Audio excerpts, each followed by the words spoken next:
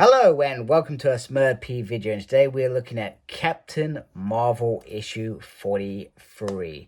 So why am I reviewing Captain Marvel? It's not really X-Men related, and it's certainly not an X-Men title that I would pick up. So I am doing this specifically because we have a storyline in X-Men called King of the Broad. Actually, I don't think it's called that, but it's around the Broad, etc. Meanwhile, in Captain Marvel, there is the Revenge of the Broad storyline, and this is part 1 that was released actually back in December. I wanted to raise that, and I'll bring that up in particular. So somewhere in the far reaches of space, Binary is being tortured, and it doesn't look like that is ending up very soon. This is written by the talented Kelly Thompson. Penciler is Sergio Dvila, inker is Sean Parsons, colorist Arif, and letters by VC's Clayton Cowles as always. And the cast is Captain Marvel, Rogue, Gambit, War Machine, Spider-Woman, Polaris, Wolverine, Hazmat, Binary, and Psylocke. So our story begins with a couple very much in love, Rhodey and Carol Danvers, and they're reunited over coffee, even though they tried to stop drinking coffee. And they're going on a hike, and they talk about how weird they are, and it all sounds very good. Problem with this is Carol Danvers cannot resist checking in on her camp, as Rhodey calls it, the Danvers Zone. So, and this is very optimistic that the moment she goes in there, that's it, game over. She's going to get consumed by superhero work or whatever it is she does. And much to that, immediately it starts pinging. And we get Rogue. Rogue retreats out to Carol Danvers, and we get a scattered message, etc. Which means that, well, no more hiking, let's put it that way, unless this is very, very quickly resolved. So Carol Danvers heads off with Rhodey to the treehouse. She reaches out to Jessica Drew and a Hazmat. I don't know anything about Hazmat, so I'm not really going to comment on this. I'm not really going to comment so much on the Carol Danvers piece either, because it's not like I've been reading her for decades. I've only read her generally in X-Men and Avengers. So they arrive to see the tree house, and which is a big thing in X-Men, and its appearance as part of them trying to be superheroes for the world. And they want to see it, and they've also seen it from afar but never gone there.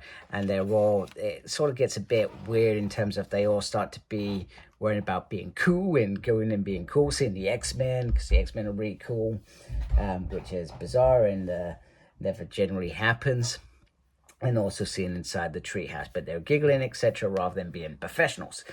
Captain Marvel is the professional there, and Rhodey just is Rhodey in the background, etc. Now, I wanted to bring up this point because at this point, I mean, it depends when this story was started to be written. If this was started early 2021, these were the X-Men, but by June, the Hellfire Gala had happened, and there was a new bunch of X-Men. So the likes of Young Laura had gone off, Polaris had gone off, etc. However, they are still in the tree, and even Rogue had gone off in terms of the X-Men, although she said she would always be there if she was needed. So I wanted to bring that up because in reality, okay, you could say that they were still living there and they hadn't moved out, whatever. Not sure if they do move out when they stop being X-Men. You would think that's how it works. So she's captured this old X-Men team rather than this new X-Men team that was emerging around the same sort of time. Bear in mind, that was 6 months before this book was released. So that's the little bit that I thought that was a little bit bizarre. So we also get Jean being very hygiene, and it's very, I thought that was a bit bizarre, because if we go back to Uncanny X-Men, where Carol Danvers spent the most time with her, Jean Grey wasn't there. She was dead at that point, or believed to be dead. She was in a coma at the bottom of the Hudson River. I think it's the Hudson River. I could be wrong. So, yeah, so there was this real meet and greet thing. I know Jean gets around over the years, and they've probably teamed up somewhere along the line. So they share this this message, much to Gambit's "Where the hell is my wife?" Sort of thing, etc. And they start looking do we know where she is, etc. And Gambit's like, well, we don't live in each other's pockets. We're not that sort of marriage. She goes into surfing, I go and do my thing in it. That's how our relationship is, which is, you know, great for them. Miss Marvel brings up a time back in Mr. and Mrs. X, issue 10 in Captain Marvel 3, where she got a similar message and she was roped in there, etc. So, Miss Marvel is going to team up with the X-Men, and probably not X-Men that she has teamed up before. There was X-Men Legacy, where it was Avengers versus X-Men, where she would have fought against Rogue and Gambit, etc. But in terms of some of these characters, they probably haven't joined in. So she's getting this team that was starting to disband, and then she gets another message from Binary coming through the wavelength. Binary is in trouble. And that's can't be some sort of coincidence, etc. So Psylocke, who is part of the Hellions probably at this point, gets the message from Jean, and she goes and joins them. They introduce each other and so forth. They are starting to go, etc. They also have a jet. However, they are going to be using the Thunderbird, which is pretty awesome. And Gambit's jet is the one that I believe that Rogue is on. So Rhodey also says that, you know, well, we cancel our little thing, etc. And also this makes your little Danvers zone look a little bit timid compared to this. So they go flying straight out, etc. And they are approaching Rogue's jet. They can sense their life forms on there, but they're not sure if it is Rogue, etc. as they approach. And then Laura does a sniffing thing. They've got space suits that fly on there, which is pretty awesome. And she says she can smell Rogue, and Remy's like, well, yeah, duh.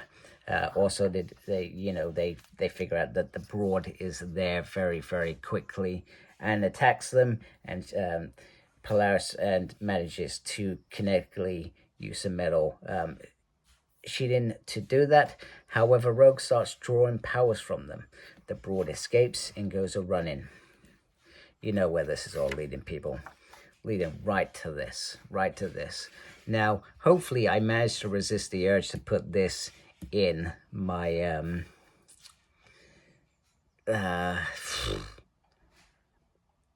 my thumbnail. I'm really going to have to dig deep and say, no, you're not bloody having it on there, because that just gives away the whole story, and I don't want to give that away, even though this story is like 3 months old, etc.